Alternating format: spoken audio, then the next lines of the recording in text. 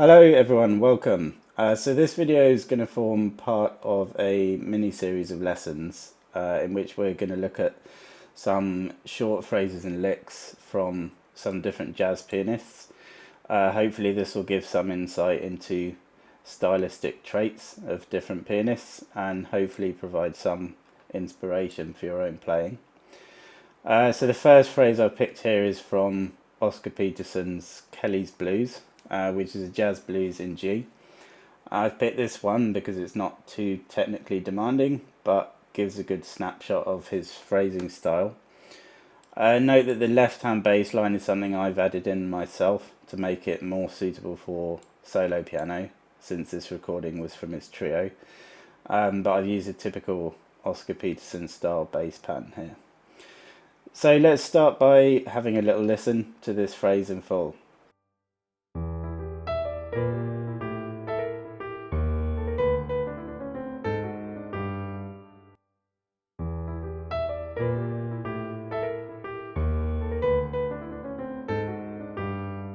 So we'll start with the right hand of bar 1.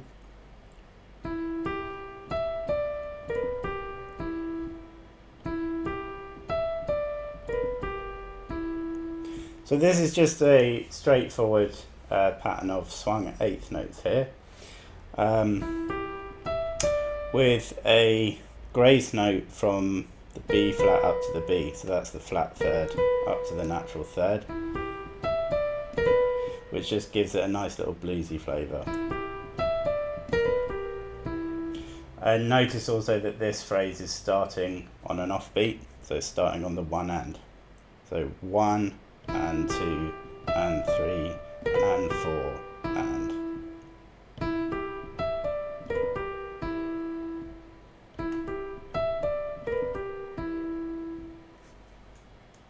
and on to the second bar.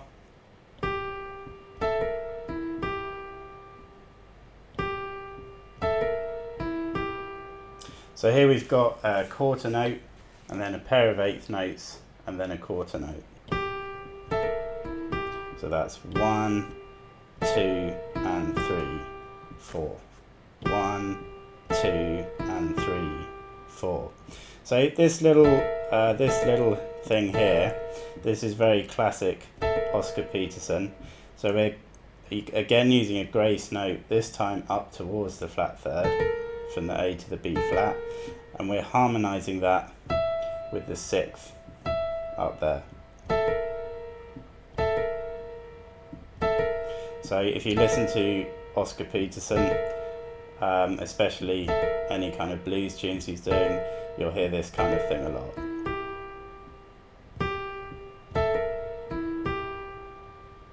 One, 2 and 3, 4. And on to the third bar.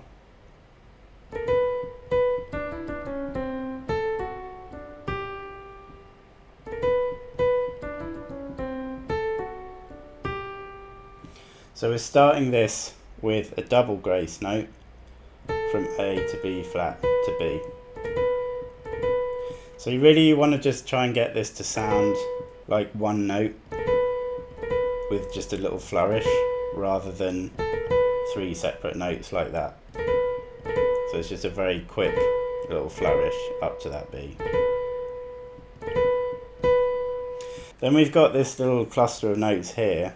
We've got a group of triplet 16th notes with an 8th note.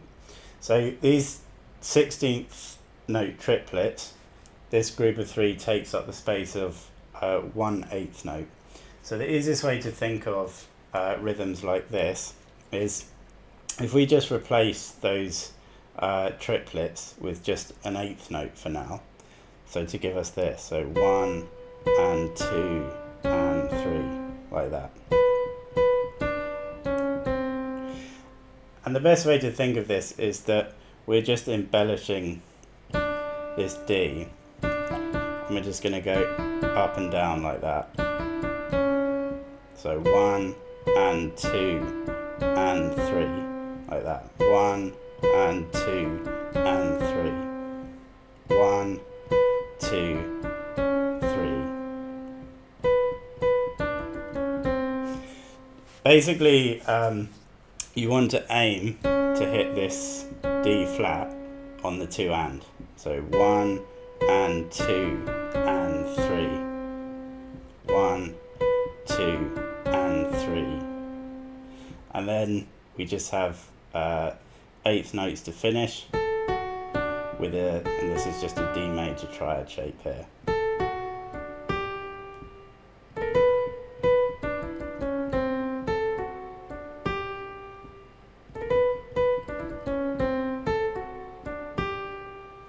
So this little phrase here, this is a nice embellishment of a very classic trad jazz phrase that goes like this.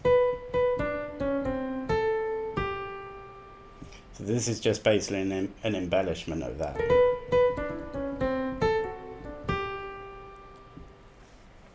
So we're going to mention the bass line for a minute or two now. So 2 things to notice with this bass line. The first thing is that the second bass note in each of these bars is on an offbeat, so it's coming in on the 3 and that just basically gives the bass line a bit of forward momentum. So 1, 2, 3 and 4. 1, 2, 3 and 4. 1, 2, 3 and 4. 1. We have a listen to that with the right hand.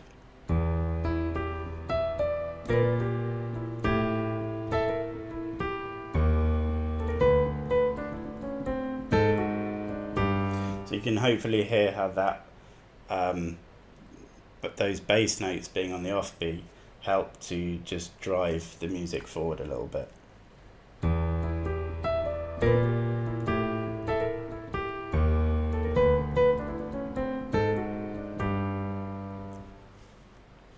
And the other thing to notice with this bass line as well is that we're approaching each new chord with a note chromatically above, or a half step above.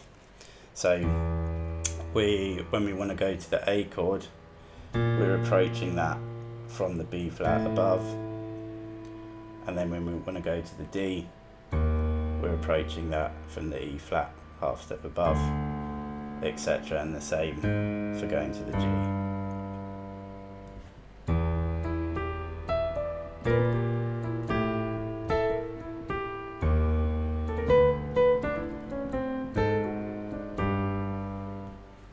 So I hope that was useful and helpful to some of you. As always, any feedback is really appreciated. Thank you all for watching, and I'll see you guys again soon. Cheers.